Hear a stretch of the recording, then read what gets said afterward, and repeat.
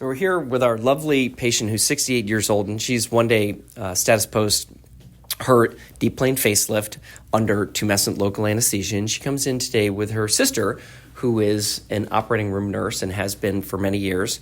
And her sister is willing to share a little bit of her observation of our lovely patient's experience. And so thank you for sharing. Hi. Besides being an OR nurse, I was also a pre and a post-op nurse. Yep. So I've seen patients before and after. And when my sister told me that she wasn't going to have any drains and wasn't going to have general anesthesia, I was like, I don't like this at all. Yep. No, what's going on here? Yep. But we're only 24 hours post-op. Not even. And she's doing great. I'm a believer in your system, in the way it works. It's mind-blowing. It really is. And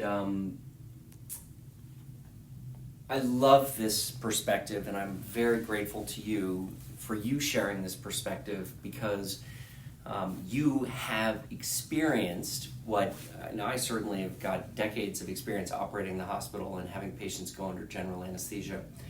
But what I feel is exciting about this technique is that there are some patients who choose not to have general anesthesia. Right. And I could understand that, because there's so many side effects from it afterwards.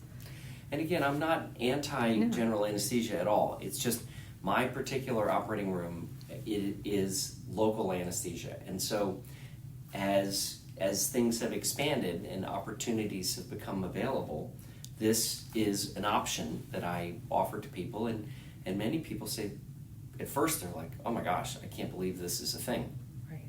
And then as we go through it further and they have the experience, many people are like, this was a great experience. And so you sharing from a family helper perspective, I think is just fantastic, especially with your background in nursing and in the OR. Yeah, it's blown my mind. It really is. What is it about the anesthesia aspect of it that seems so difficult? Now you're a believer now, right? But before your sister went through this, what was it that seemed atypical about doing it under local? What seemed like a nearly insurmountable hurdle? When they told me she was finished and that she's awake, and when I did go in to see her, I thought, oh, she's going to be zonked out. But she was sleepy. But not that sedated sleepy. And she wasn't nauseous right away. And that was probably the biggest thing. The nausea, the vomiting that you worry about post-operatively. Well, and that's a very real thing. Yeah. I know that a little bit of nausea is something that we can experience, but heavy vomiting, which can happen and again, you weren't in the operating room, but let me share with you a little bit what we were doing as we were operating. I would say to you, and when I say you, I'm referring to our lovely patient here. Mm-hmm. Hey, I'm going to be getting near this nerve. You let me know if you can feel it. So I know where the nerves are, and I communicate with her.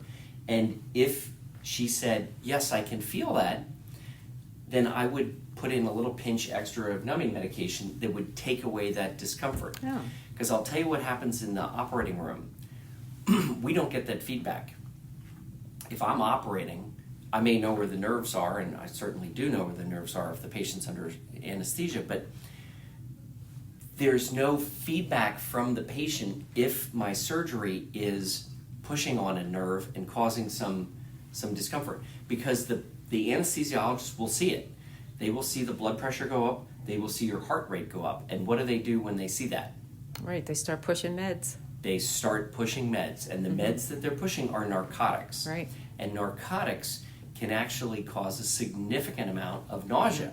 And so one of the things that we are very in tune with and try to avoid at great costs and effort is postoperative hematoma. Right. And so it's that rebound blood pressure going up. So what they'll do is they will artificially, with medications, depress the blood pressure and depress the heart rate. Eventually those medications have to wear off because the patient needs to wake up and they need to become conscious, like you said. And that's when you can get that rebound hematoma. And so, again, we're going really deep into this, but obviously I watch her blood pressure in the operating room, but if it goes up a little bit, I'm not alarmed. Mm-hmm. I don't do anything to it. I don't give her a medication to artificially lower her blood pressure. And the reason I don't is because I'm looking right at her, and her blood pressure probably went up because I was stimulating and causing a little discomfort, which I treat with local numbing medication, and that calms her down so that we don't get these wild fluctuations of blood pressure when the patient goes into recovery. Mm-hmm. Does that make sense? Yeah, it makes a whole lot of sense, because that was one of the things that was running through my mind yesterday. Like, she has a history of high blood pressure, yeah. So what's he going to do? There's no anesthesia around. There's nobody there to say, hey, let's give her some of this, give her some of that. You start playing with those, you can lose your body's own homeostatic responses, mm-hmm. because these external forces are so impactful that when your body does finally come back, it can rebound. And if you look at her neck, she has, how would you describe her bruising? It's minimal so far. I mean, yeah, I think it's minimal. Yeah, and I would agree. And and you bruise easily, well, you're minimally bruised. And so that no drains are these, we call them the puka shell necklace sutures, because it kind of looks like a puka shell. Oh, okay. The guy who invented this is Andre Arswald. He's from Brazil. He's a great guy. And he uses black sutures, which is fine. I happen to use clear sutures, which I think are more aesthetically not as noticeable, and so therefore they're easily tolerable, and patients don't even really know they're there, other than they look like you're wearing a necklace. Through all that, is that where you're injecting your Novocaine, or?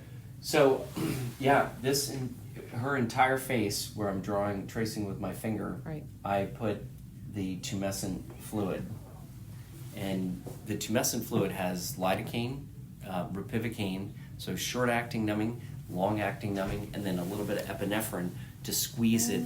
So I actually did very little even cautery while I was operating, mm-hmm. because the tumescent causes the blood vessels to tighten up so that you don't bruise, you're not bleeding.